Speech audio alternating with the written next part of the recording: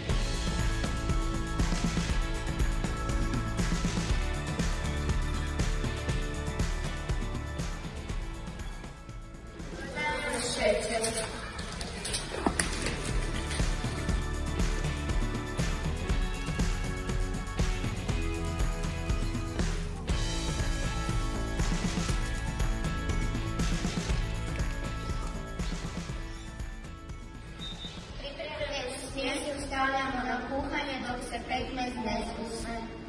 Da je pekmez skuhan, razdijelit ćemo ga u slad. Prvo stavljamo pomalo pekmeza da se ugrije.